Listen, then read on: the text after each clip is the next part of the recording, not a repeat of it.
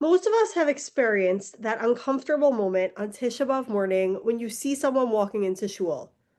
You go to automatically say, "Good morning" or "Hello," but you can't. Why not?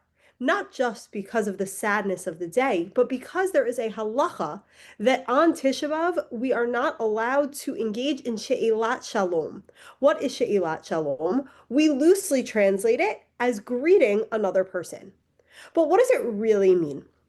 And understanding what it really means to engage in she'ilat shalom will help us to understand what is or is not allowed.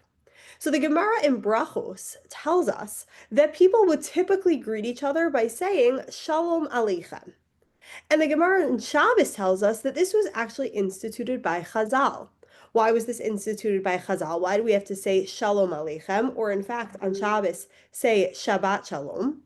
Because Shalom is one of the names of Hashem, and we wanted to be able to invoke Hashem's name when greeting one another. Why is that?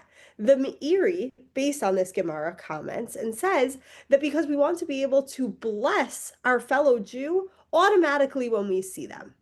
That by saying Shalom Aleichem, we are actually blessing our fellow Jew using Hashem's name on a regular basis. And the halachic discourse continues. Are you able to say hello? Are you able to say good morning? Greetings that today are much more mundane.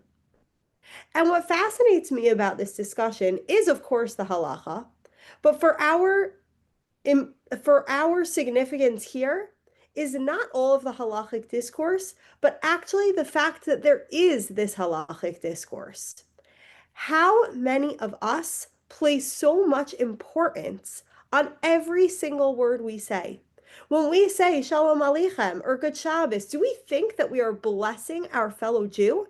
Do we think that we have the power within our words to bring a blessing on somebody else simply by greeting them? I know I don't. And I think that that's one of the messages I am taking to heart from this exploration is that on Tisha B'Av, we don't greet our fellow Jew, not just to eliminate this blessing or all of the other possible reasons that are discussed within the halachic conversation, but to tell us that there is such significance to our words, that we are told that the second Beis Hamikdash was destroyed because of sinas chinam, and Rabbeinu Yonah teaches us there that this was in fact lashon hara, that our words have the power to destroy, but by telling us that we cannot simply greet one another, we are saying your words also have such a power to bless, such a power to build.